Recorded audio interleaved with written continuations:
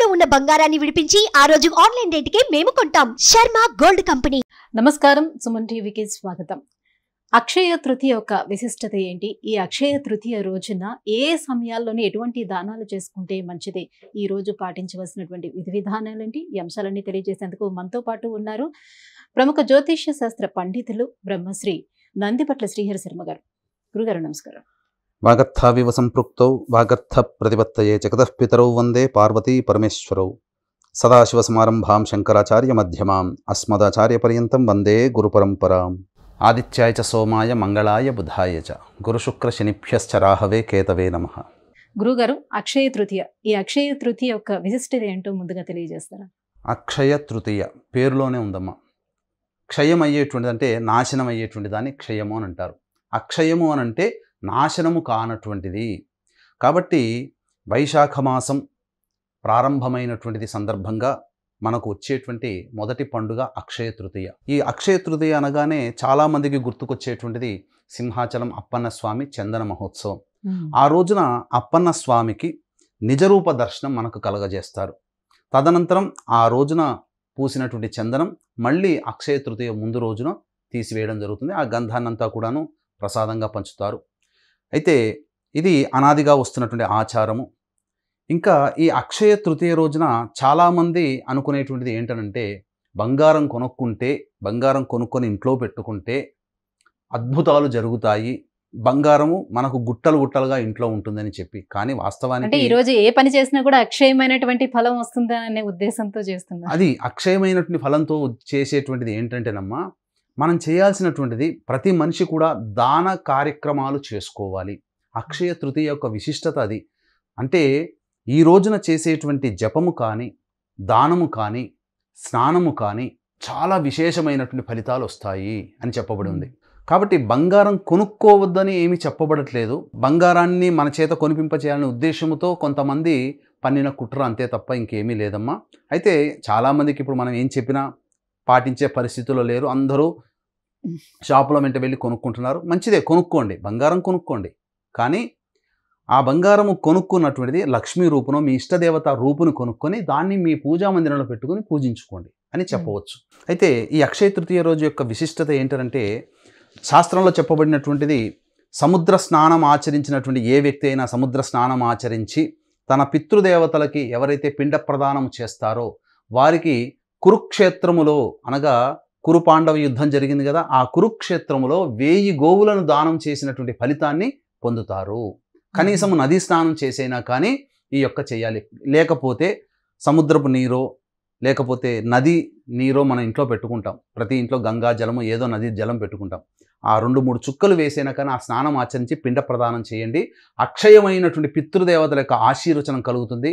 వీక్షించేటువంటి Suman TV ప్రేక్షకులు కూడా గమనించాల్సింది ఏంటంటే, దేవుడి కంటే కూడా శక్తివంతమైనది, వరాలు ప్రసాదించేది, మనకు ఏం కావాలో, ఏ సమయానికి ఏం చెయ్యాలో, ఏం చేసుకోవాలో, ఏది కావాలో అన్నీ అందించేటువంటి దేవతలు పితృదేవతలను విస్మరించకండి. ఈ అక్షయ తృతీయ రోజున స్నానం ఆచరించి పితృదేవతలకి పిండ ప్రదానము, తర్పణాది కార్యక్రమాలు చేయండి. ఇక దానముల విషయానికి వచ్చేసరికి ప్రధానంగా దానాది కార్యక్రమాలు ఎవరైతే చేస్తారో, ఎవరైతే దేవతా పూజ చేసుకుంటారో వాళ్ళకందరికీ కూడా అక్షయమైనటువంటి ఫలితములు వస్తాయని చెప్పి మనకు ఈ యొక్క చతుర్వర్గ చింతామణి అనే గ్రంథం ద్వారా మనకు తెలియజేయడం జరుగుతుంది. మనకు అక్షయ తృతీయ అనగానే గుర్తుకొచ్చేటువంటిది మొట్టమొదటిది స్నానము, పితృయజ్ఞము, అలాగే దానములు, అలాగే చందన మహోత్సవం. ఇవన్నీ కూడా అక్షయ తృతీయ. లక్ష్మి ఉద్భవించినటువంటి రోజున కూడా అక్షయ తృతీయ అని చెప్పి మనకు చెప్తుంటుంటారు. కాబట్టి ఎవరైనా కానీ లక్ష్మి యొక్క ఆరాధన, ముఖ్యంగా దేవతా ఆరాధన చేయాలి. ఈ అక్షయ తృతీయ రోజున మాధవుణ్ణి, అనగా విష్ణుదేవుని, లక్ష్మీ సహితముగా మాధవుణ్ణి, గౌరీ సహితముగా త్రిలోచనుణ్ణి, అనగా ఈశ్వరుణ్ణి ఆరాధన చేయమని చెప్పి మనకు శాస్త్రం చెప్పబడి ఉంది. ఈ అక్షయ తృతీయ రోజున ఎటువంటి పని చేసినా అది అమితమైనటువంటి ఫలితాలు ఇస్తాయని చెప్పి మనకు శాస్త్రం చెప్పబడింది. కాబట్టి వీక్షించేటువంటి సుమన్ టీవీ ప్రేక్షకులు కూడా ఒంటిపూట భోజనం చేయడం, అలాగే ఈ రోజున దాంపత్య జీవితానికి దూరంగా ఉండి బ్రహ్మచర్యము, వ్రతాన్ని పాటించినట్లయితే ఈ అక్షయ తృతీయ రోజున మనకు గొప్ప పుణ్యం లభిస్తుంది. అంతేకాకుండా ఈ అక్షయ తృతీయ రోజున బలరాముల యొక్క జయంతి కూడా చెప్పబడింది. ఎందుకనంటే బలరాముల గురించి మనం చెప్పుకోవాలమ్మా. ఎందుకనంటే పాప పుణ్యములు అనేటువంటివి మనకు ఉన్నాయి ఈ కలియుగంలో. ద్వాపర యుగంలోకి వచ్చేసేసరికి ఈ ధర్మము అధర్మము పట్ల ఉన్నటువంటి యుద్ధం జరిగింది, కురుపాండవ యుద్ధం. కానీ ఈ ప్రపంచమంతా కూడా 2 భాగాలుగా విడిపోయి యుద్ధం చేసుకున్నాయి. కానీ ఒకే ఒక వ్యక్తి బలరామకృష్ణుల వారు, అనగా శ్రీకృష్ణుడి అన్న, యుద్ధం చేయకుండా, ఎవరి పక్షాన పోరాడకుండా తపమాచరించుకోవడానికి వెళ్ళాడు. కాబట్టి అత్యంత పవిత్రమైనటువంటి మూర్తి ఈ బలరామకృష్ణుల వారు. వారిని స్మరించుకోవడం కూడా పుణ్యమే అని చెప్పబడుతుంది. గురుగారు, మరి ఏ సమయాల్లో ఈ అక్షయ తృతీయ రోజున ఎటువంటి దానాలు చేస్తే ఎలాంటి ప్రయోజనం కలుగుతుంది? ఈ అక్షయ తృతీయ రోజున దానాది కార్యక్రమాలు చేసుకోమని మనకు శాస్త్రం చెప్పబడి ఉంది. అయితే శాస్త్రం చెప్పబడినటువంటి విధానంలో మనం చూసుకుంటే, వీక్షించేటువంటి సుమన్ టీవీ ప్రేక్షకులు కూడా అక్షయ తృతీయ కృత్తికా నక్షత్రంతో కానీ, రోహిణీ నక్షత్రంతో కానీ కలిసి వచ్చిన, సోమవారం కానీ బుధవారంతో కలిసి వచ్చిన అత్యంత శుభప్రదము అని చెప్పబడి ఉంది. ఈ అక్షయ తృతీయకు ఉన్నటువంటి విశిష్టత ఏంటంటే, రోహిణీ నక్షత్రంతో కూడుకున్నటువంటి అక్షయ తృతీయ. అంటే రోహిణీ నక్షత్రానికి అధిపతి చంద్రుడు. చంద్రుడు ఉచ్చ స్థితిలో ఉంటాడు, వృషభ రాశిలో ఉచ్చ స్థితిలో ఉంటాడు. ఆ వృషభ రాశికి అధిపతి ఎవరు? శుక్రుడు. వచ్చినటువంటి వారం ఏంటి? శుక్రవారం. కాబట్టి ఈసారి వచ్చినటువంటి అక్షయ తృతీయ బహు ప్రాశస్తమైనది, బహు పవిత్రమైనదిగా చెప్పబడి ఉంది. కాబట్టి ఏ సమయంలో దానం చేస్తే విశేషమైనటువంటి ఫలితాలు కలుగుతాయి, ఏ సమయంలో కనుక మనం పూజ చేసుకుంటే విశేషమైనటువంటి పుణ్యఫలం మనకు కలుగుతుంది అనేటువంటిది మనం బోర్డు ద్వారా తెలియజేసుకుందాం. అలాగే వీక్షించేటువంటి సుమన్ టీవీ ప్రేక్షకులు గమనించుకోవాల్సిన అంశం ఏంటంటే, ఈ యొక్క జగద్గురువులు, ఈ కలియుగానికి జగద్గురువులు ఆదిశంకరాచార్యుల వారు, వారి యొక్క జన్మదినం అనగా 12వ తారీఖు రోజునైంది. ఈ 12వ తారీఖు రోజున వారి యొక్క జయంతి సందర్భంగా, శంకర జయంతి సందర్భంగా మా పీఠం ఆధ్వర్యంలో కేవలం 1000 రూపాయలకి మాత్రమే కర్మదోషము, గత జన్మ కర్మదోషము, అలాగే శాపదోష నివృత్తికి హోమాది కార్యక్రమాలు జరపబడుతున్నాయి. నవగ్రహాల యొక్క అనుగ్రహం కోసం హోమాలు జరపబడుతున్నాయి. కేవలం 1000 రూపాయలు మీరు పే చేస్తే మీ గోతనామాదులతో ఈ కార్యక్రమం జరపబడుతుంది. కాబట్టి అవకాశం ఉన్న వాళ్ళు కార్యక్రమం తదనంతరం కాంటాక్ట్ చేసి పూర్తి వివరాలు తెలుసుకోవచ్చు. ఇక గమనించుకున్నట్లయితే, ఈ యొక్క రోహిణీ నక్షత్రం ఉదయం 10:47 వరకు ఉంది. ఏ పని చేసినా మనకంటూ ఒక శుభ సమయం కావాలమ్మా. కాబట్టి శుభ సమయం అనేటువంటిది మనం చూసుకున్నట్లయితే, శుక్రవారం రోజున సూర్యోదయం 5:35 వరకు ఉంది. దుర్ముహూర్తం 8:09 నుంచి 9 వరకు ఉంది ఉదయం పూట. కాబట్టి ఏ సమయంలో చేసుకుంటే మంచిదంటే, హోరా మనకు మంచిది. లగ్నము అంటే ఆ పూజ చేసే సమయానికి ఉన్నటువంటి లగ్నము ప్రభావం వల్ల, ఆ హోర ప్రభావం వల్ల మనం ఏ సంకల్పంతోనైతే చేస్తున్నామో ఆ యొక్క పూజా ప్రభావము చాలా మనకు యోగాన్నిస్తుంది. కాబట్టి ముందుగా మీరు ఆ సంబంధించినటువంటి అక్షయ తృతీయ రోజున బంగారం కొనుక్కునే అలవాటు ఎలా ఉంటుంది కాబట్టి, లేదా ఇంట్లో ఉన్నటువంటి దేవతామూర్తినైనా కానీ చక్కగా మీరు ఈ యొక్క చెప్పబడినటువంటి హోరా లగ్నము కలిసినటువంటి సమయంలో కనుక మీరు పూజ చేసుకుంటే, ఆ రోజు ఉన్నటువంటి గ్రహ సంపత్తి, గ్రహమాలికా యోగం అనేటువంటిది ఉంది కదా, ఆ గ్రహ సంపత్తి కలిగినటువంటి ప్రభావం వలన మీకు గొప్ప యోగము కలుగుతుంది. మీరు అనుకున్నటువంటి సంకల్పం తొందరగా నెరవేరుతుంది. కాబట్టి ఈ సమయం అంటే ఏ సమయం అనేటువంటిది చూసుకుంటే, ఆ శుక్రవారం రోజున శుక్రహోర ఉదయం 5:35 నుంచి 6:35 వరకు ఉంది. బుధహోర 6:30 నుంచి ఉదయం 7:35 వరకు. చంద్రహోర 7:35 నుంచి ఉదయం 8:35 వరకు ఉంది. కాబట్టి ఈ శుక్రహోర మొదలుకొని చంద్రహోర వరకు కూడా శుభ సమయము. అందులో చంద్రహోరలో కూడా సమయం సగమే. ఎందుకనంటే దుర్ముహూర్తం 8:09 స్టార్ట్ అవుతుంది. కాబట్టి చంద్రహోర 7:35 నుంచి 8 వరకే మీరు పూజ చేసుకోవాలి. ఎందుకంటే దుర్ముహూర్తం ప్రవేశిస్తుంది కాబట్టి పనికిరాదు. ఇక తర్వాత ఉన్నటువంటి శనిహోర ఏదైతే ఉందో 8:35 నుంచి 9:30 వరకు ఉన్నటువంటి శనిహోరని మనం విసర్జించాలి. తర్వాత గురుహోర వస్తుంది 9:30 నుంచి 10:30 వరకు. అయితే ఇక్కడ ఒక చిన్న మనకు కిటుకుంది, ఒక చిన్న యోగములు అనేటువంటివి ఉన్నాయి. కాబట్టి శుక్రవారము సంబంధించినటువంటిది. కాబట్టి వృషభ లగ్నం అనేటువంటిది ఎప్పుడుంది? 5:56 నుంచి 7:57 వరకు ఉంది. కాబట్టి 7:57 వరకు ఉన్నటువంటిది చూసుకుంటే ఈ శుక్రహోర బుధహోర కలిసి వస్తాయి. ఈ శుక్రహోర బుధహోర చాలా దివ్యమైనటువంటి సమయం. అంటే 5:56 వృషభ లగ్నం స్టార్ట్ అవుతుంది. కాబట్టి మీరు 5:35 మీరన్నీ కూడా ఉదయం పూటనే అన్నీ కూడా రెడీ చేసుకొని దేవతామూర్తి విగ్రహం రెడీ చేసుకొని అమ్మవారి ముఖ్యంగా లక్ష్మీ ఆరాధన చేయండి, కుబేర ఆరాధన చేయండి.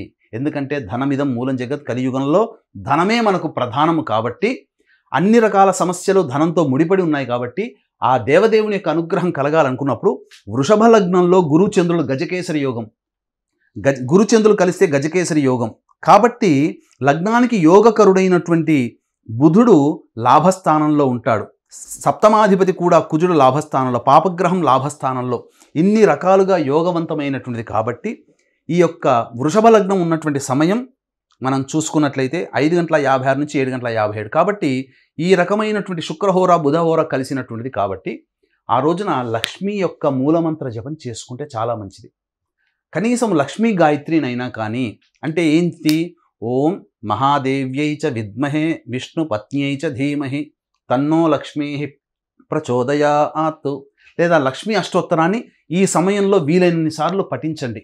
ఈ సమయంలో లక్ష్మీ సహస్రనామాన్ని పఠించండి, లేదా ఓం మహాదేవ్యై చ విద్మహే విష్ణు పత్న్యై చ ధీమహి తన్నో లక్ష్మీ ప్రచోదయాత్.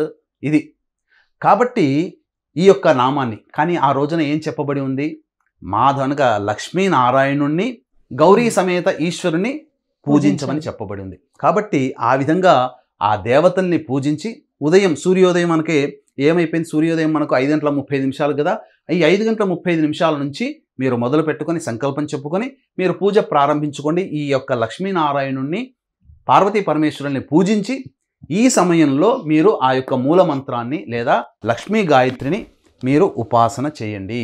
ఈ సమయంలో చేసినటువంటిది అక్షయమైనటువంటి ఫలితములు వస్తాయి. అలభ్య పుణ్యతిథులలో అక్షయ తృతీయ కూడా ఒకటి కాబట్టి వీక్షించేటువంటి సుమన్ టీవీ ప్రేక్షకులు ఈ సమయాన్ని మీరు వదులుకోకండి. ఇక తరువాత చూసుకున్నట్లయితే కర్కాటక లగ్నం 10:09 నుంచి మధ్యాహ్నం 12:21 వరకు ఉంది. కాబట్టి ఈ కర్కాటక లగ్నానికి ఏమవుతుంది, లగ్నాధిపతి అయినటువంటి చంద్రుడు ఉచ్చస్థితిలో ఉన్నాడు, గురువు కూడా లాభంలోకి వస్తాడు, దశమంలో రవి శుక్రుడు, అలాగే బుధుడు కుజుడు భాగ్యంలోకి వస్తారు. ఈ కర్కాటక లగ్నము 10:09 నుంచి 12:21 మధ్యాహ్నం వరకు ఉంది. కాబట్టి ఈ శుక్రహోర బుధహోరలో చేసినటువంటి పూజ ఏదైతే ఉందో దానము చేయమని చెప్పబడింది శాస్త్రం. దానం ఏం చేయమన్నది, విసనకర్ర, చెప్పులు, ముఖ్యముగా ఉదక కుంభ దానము చేయమని ఉన్నది. ఉదక కుంభ దానము అనంటే నీటితో నింపినటువంటి కుండని మూతతో సహా పెట్టి ఈ విసనకర్ర, చెప్పులు, లడ్డూలు దానం చేయమన్నది. లడ్డూలు, తర్వాత మీరు బంగారము దానం చేయమని ఉన్నది. కాబట్టి ఈ రోజున బంగారం ఎంత అవుతుందమ్మా, 5,000 రూపాయలు ఎంతో గ్రాము ఉంటుంది కదా. మీరేమి గ్రాములు దానం చేయాల్సిన అవసరం లేదు. ఒక్క అరగ్రాము, ఒక్క పావు గ్రాము, అరగ్రాము అయితే 2,500కి వస్తుంది, 2,000 రూపాయలకు వస్తుంది. అరగ్రాము మీ శక్తి కొలది. ఆ అరగ్రామునైనా గ్రామునైనా అమ్మవారి రూపుని లేదా ఈశ్వరుడి రూపుని మీరు చిత్రీకరించుకొని బంగారు షాపులోకి వెళ్తే ఇస్తారు, అరగ్రాముకైనా కానీ ఇస్తారు. ఈ విసనకర్ర, చెప్పులు, ఉదక కుంభదానము ఇవన్నీ కూడా లడ్డూలు, ముఖ్యముగా మజ్జిగ అన్నము, ఇవి మరియు ఈ యొక్క బంగారము దానం చేయమని. ఇంత చేస్తే ఎంత ఫలితం వస్తుంది. కాబట్టి గ్రాములు చేయకపోయినా అరగ్రాము పావు గ్రాము అయినా కానీ మీరు దానం చేయండి. ఆ అక్షయ తృతీయ రోజున బంగారం దానం చేయమన్నది శాస్త్రం. కాబట్టి శాస్త్రం చెప్పిన విధానాన్ని పాటించండి. అయితే ఇది శాస్త్రం ప్రకారము అనాదిగా వస్తున్నటువంటిది బ్రాహ్మణుడికి దానం చేయమని. అయితే మానవ సేవే మాధవ సేవ, ప్రతి మానవుడిలో కూడాను దైవం చూడమన్నది శాస్త్రము. కాబట్టి మీరు ఆ దానం ఏదైతే ఉందో ఆ దానము ఈ యొక్క కర్కాటక లగ్నం 10:09 నుంచి ఈ సంబంధించినటువంటి గురుహోర ఉంది కదా, 9:35 నుంచి 10:35 వరకు ఉందమ్మా గురుహోర. కాబట్టి కర్కాటక లగ్నం 10:09 నుంచి 12:21 కాబట్టి 10:10 నుంచి గురుహోర ఉన్నది. కాబట్టి 10:47 వరకు రోహిణి నక్షత్రం ఉంది. కాబట్టి 10:10 నుంచి 10:47 మీరు దానాది కార్యక్రమాలు చేయండి. ఈ సమయంలో పూజాది కార్యక్రమాలు, దానాది కార్యక్రమాలు గనక 10:10 నుంచి 10:40 రోహిణి నక్షత్రం ఉండగానే దానం చేయాలి. ఈ విధంగా చేసినట్లయితే మంచి ఫలితం వస్తుంది. ఆ రోజున ఇంతకుముందే చెప్పాను, శాస్త్రం ప్రకారం బ్రాహ్మణుడికి విధిగా దానం చేయాల్సింది చేయండి.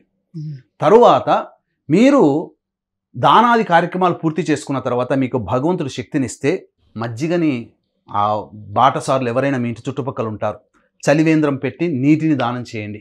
లస్సీ ఉంటుంది, లస్సీని దానం చేయండి. మీ శక్తి కొలది సాటి మానవులకి, పక్షులకి తాగడానికి ఆ రోజున నీటిని పెట్టండి.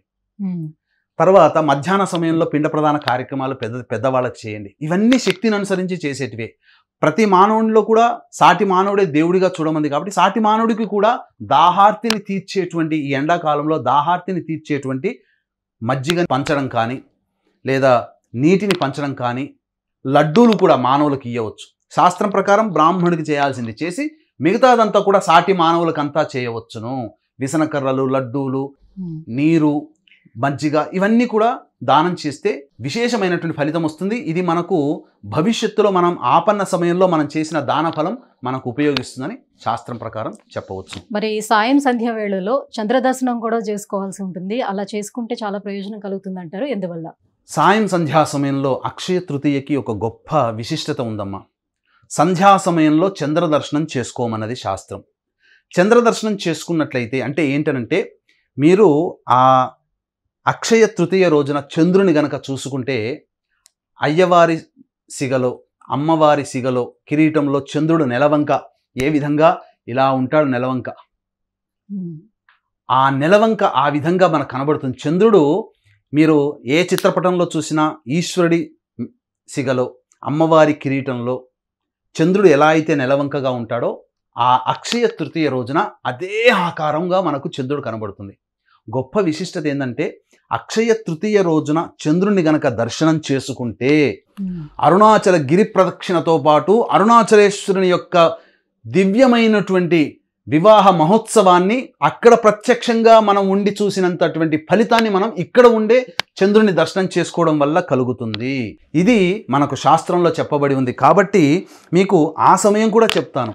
ఎందుకనంటే సంధ్యా సమయంలో మీరు రావి చెట్టు చుట్టూ శివాయ నమః అంటూనో లేకపోతే విష్ణవే నమః అనుకుంటూనో ఒక 54 కానీ 108 ప్రదక్షిణలు కానీ చేసి అప్పుడు ప్రదోషకాల సమయంలో చంద్రుని దర్శనం చేసుకోవాలి. ఏ సమయంలో చంద్రుని దర్శనం చేసుకోవాలి అని అంటే, సాయం సంధ్యా సమయంలో వృశ్చిక లగ్నం 6:35 సాయంత్రం నుంచి 8:51 వరకు ఉంది. ఆ సమయంలో 7:35 నుంచి 8:35 వరకు శుక్రహోర ఉంటుంది. కాబట్టి శుక్రవారం రోజున ఏర్పడినటువంటిది శుక్రహోరలో చంద్రుని కనుక దర్శనం చేసుకుంటే సాయంత్రం 7:35 నుంచి 8:35 మధ్యలో చూసుకుంటే వృశ్చిక లగ్నం ఉంటుందమ్మా.